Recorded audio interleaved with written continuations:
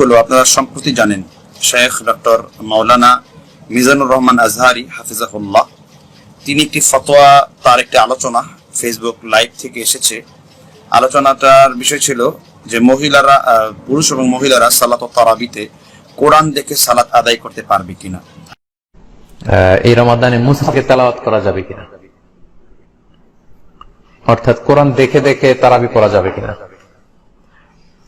সেক্ষেত্রে এর উত্তরে বলবো যে হ্যাঁ, কোরআন দেখে তারাবির সালাত পড়া যাবে, যেহেতু তারাবির সালাত হচ্ছে নফল বা সুন্নাহ।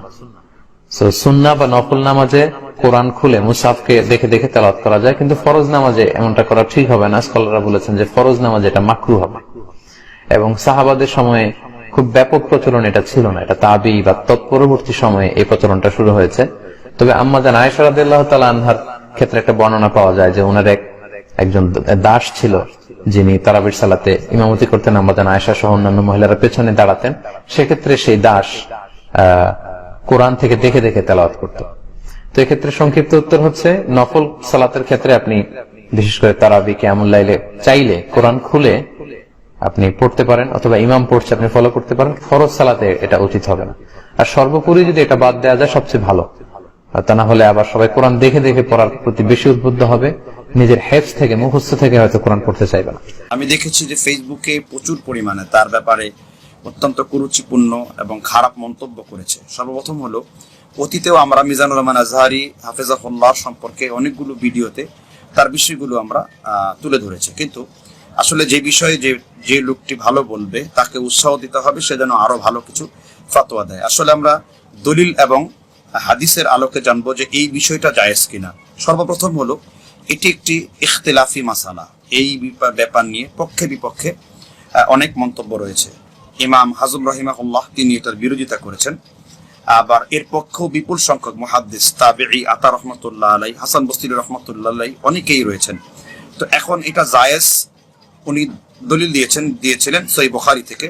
হ্যাঁ, সহিহ বুখারীর আযান অধ্যায়ের 306 নম্বর হাদিসের মধ্যে প্রথম নম্বর খণ্ডে উল্লেখ রয়েছে, রাসূলুল্লাহ সাল্লাল্লাহু আলাইহি ওয়াসাল্লাম তিনি হাদিসটি তিনার স্ত্রী আম্মা জান আয়েশা তালিক সূত্রে, অর্থাৎ হলো যে হাদিসের সনদ বর্ণিত হয়নি, এটা ফতোয়া ধরে নিতে পারেন। আম্মা জান আয়েশা রাদিয়াল্লাহু আনহা তার একজন খাদেম ছিলেন।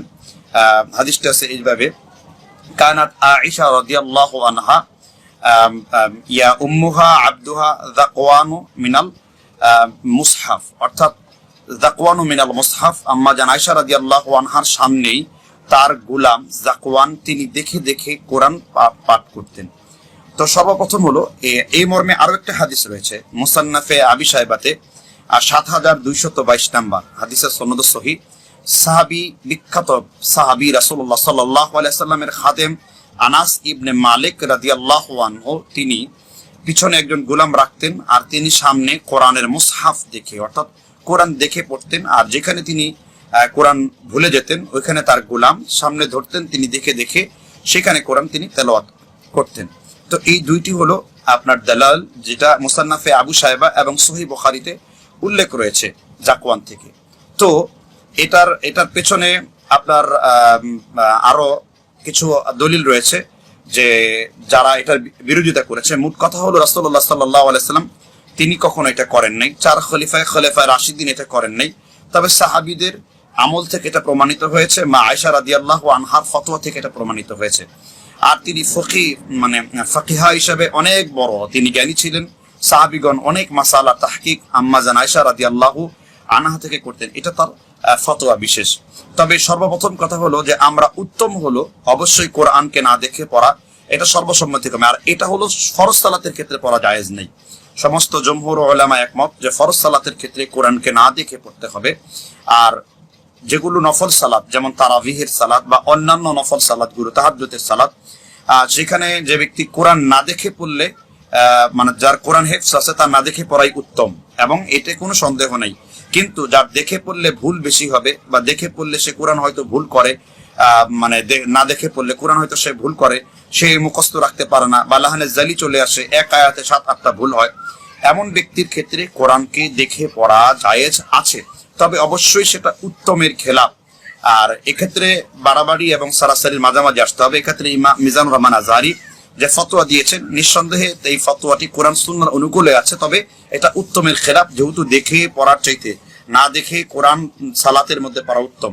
আর এর বিপরীতে যে দলিলগুলো দেওয়া হয় যে মুসনাদ আহমদ থেকে ইমাম শাফির কিতাবুল উমের 1 নম্বর খণ্ডের 80 নম্বর পৃষ্ঠাতে যে বিপুল সংখ্যক মুহাদ্দিসগণ তারা কোরআনকে অবশ্যই তারা মানে দেখে পড়াটা নাজায়েজ বলেছেন, এবং এইগুলো ফরজ সালাতের ক্ষেত্রে, যে রাসূলুল্লাহ সাল্লাল্লাহু আলাইহি ওয়াসাল্লামের সাহাবীগণ যখন তারা পারতেন না, তারা জিজ্ঞেস করতেন, হে আল্লাহ রাসূল, আমরা যদি সূরাগুলো না পারি তাহলে আমরা কি পড়বো? রাসূল তখন সুবহানাল্লাহি, আলহামদুলিল্লাহ বা অন্যান্য তিনি তাসবিহ পড়ার জন্য বলেছেন। এইটা হলো ফরজ সালাতের বিধানের ক্ষেত্রে, এটা নফল সালাতের বিধানের ক্ষেত্রে নয়। আর পক্ষান্তরে আরো কিছু বাড়াবাড়ি ফতোয়া তাদের থেকেও আছে, এদের থেকেও আছে।